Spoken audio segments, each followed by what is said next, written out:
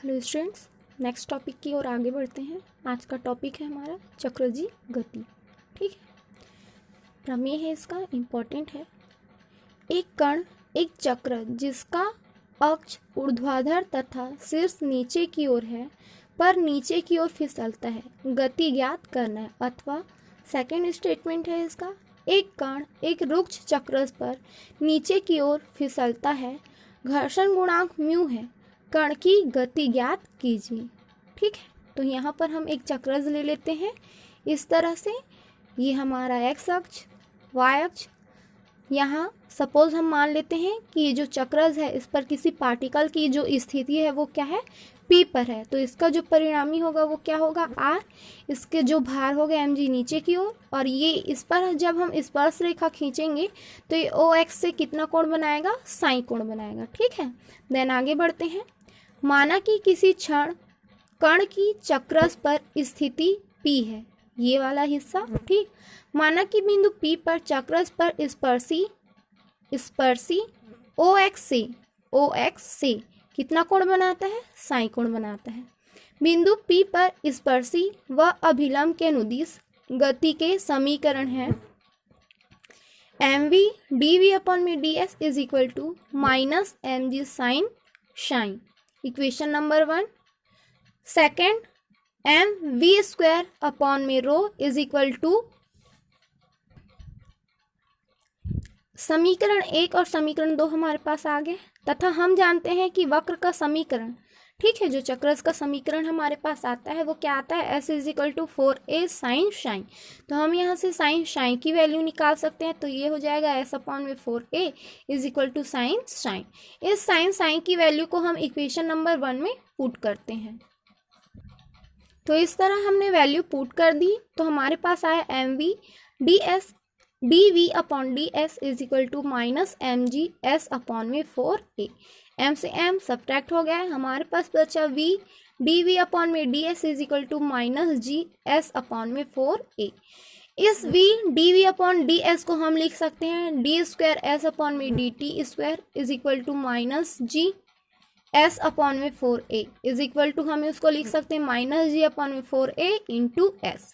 ये जो समीकरण हमारे पास मिला है, यह समीकरण कण की स्थिति सरल आवर्त गति को दर्शाती है तथा इसका आवर्तकाल हमारे पास क्या हो जाएगा, 4 pi under of a by G हो जाएगा, जो आयाम से कैसा है, स्वतंत्र है। अर्थात कण किसी भी बिंदु से नीचे की ओर फिसलना शुरू करे, इसका आवर्तकाल सदैव समान रहता है। ऐसी गति को समकालिक गति कहते हैं। ठीक है, दूसरा थ्योरम देखते हैं। सेकंड थ्योरम देखते हैं, रुक्ष चक्रस पर गति। थ्योरम है हमारा, एक कण एक रुक्ष चक्रस पर नीचे की ओर फिसलता है, घर्षण गुणांक म्यू है, कण की गति ज्ञात कीजिए।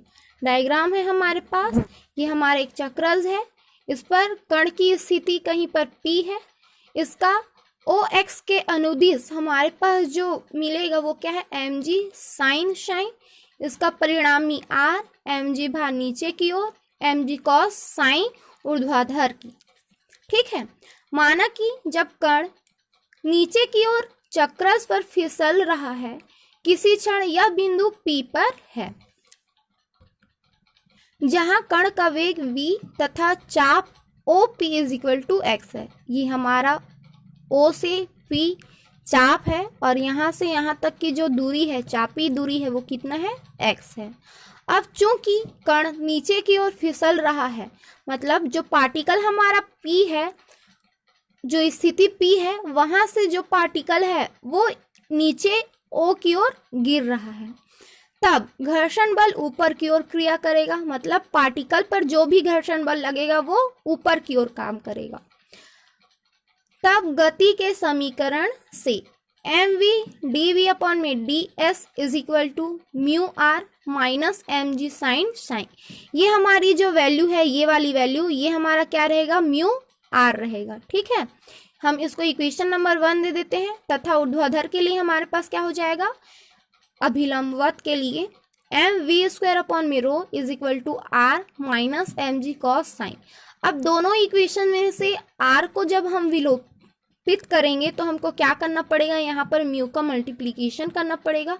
तो इस तरह हम समीकरण 2 में म्यू का मल्टीप्लीकेशन कर देते हैं, तो हमारे पास आ गया M mu V square upon rho is equal to mu R minus M G mu cos sine. ये हमारे पास आ गया इक्वेशन नंबर 3। अब हम इक्वेशन 1 में इक्वेशन 3 को घटा देते हैं, तो इस तरह से ये हमारे पास आ जाएगा M V D V upon में D S minus M mu V square upon में rho is equal to right side से mu R minus M G sine sine minus mu R plus M G cos sine. यहाँ से mu R और mu R subtract हो गए। यहाँ दोनों में m कॉमन था, बाहर निकालनी है। ब्रैकेट में हमारे पास बच गया v D V upon D S minus mu V square upon में rho is equal to M G mu cos sine minus sine sine.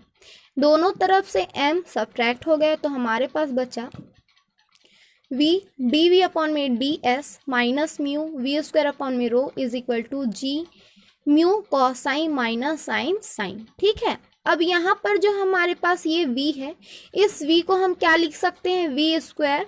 ठीक, ये जो हमारे पास इक्वेशन है उसको हम लिख सकते हैं d by D S into में v का स्क्वायर, अर्थात हम यहाँ पे v स्क्वायर का क्या कर रहे हैं, अवकलन कर रहे हैं। किसके रिस्पेक्ट में, s के रिस्पेक्ट में। ठीक है, तो यहाँ से ये हमारे पास वैल्यू 1/2। ठीक, इस वैल्यू को हम इस तरह से लिख सकते हैं क्योंकि वापस से हमको यही वैल्यू मिलेगी जब हम इसका अवकलन करेंगे। ठीक है, तो 2 से 2 डिवाइड हो जाएगा, तो इस तरह हमने उसको जमा कर लिख दिया 1/2 D by D S into में v का square minus mu V square upon में rho is equal to G into mu cos sine minus sine sine. ये जो हमारे पास आया है डी वी स्क्वायर अपॉन में डी एस, हम उसको लिख सकते हैं 1/2 डी वी स्क्वायर अपॉन में डी शाइन इंटू में डी शाइन अपॉन में डी एस, है ना, minus mu V square upon में rho is equal to G mu cos sine minus sine sine. ठीक है, अब ये जो 2 है हमारे पास, उस 2 को हम ट्रांसफर कर देते हैं इधर, तो ये हमारे पास आ गया डी वी स्क्वायर अपॉन में D sine into D sine upon में D S minus 2 mu V square upon में rho is equal to 2g mu cos sine minus sine sine. हम इसको इक्वेशन नंबर 4 दे देते हैं। अब सिंस हम जानते हैं कि जो वक्र का समीकरण होता है चक्रज में, वो s इज इक्वल टू कितना मिलता है हमको 4a साइन शाइन, तथा रो इज इक्वल टू हम जानते हैं क्या होता है डी एस अपॉन में डी शाइन। ठीक है, तो s की वैल्यू यहाँ से हम जब यहाँ पर पुट करेंगे और साइन के रिस्पेक्ट में अवकलन करेंगे तो हमारे पास वैल्यू कितनी आ जाएगी रो की, 4a कॉस साइन। ठीक, ये जो इक्वेशन नंबर 4 है उसको थोड़ा सा सिंप्लीफाई करने के बाद इन वैल्यूज को वहां पर पुट कर देंगे, तो ये हो गया डी वी स्क्वायर अपॉन में डी साइन।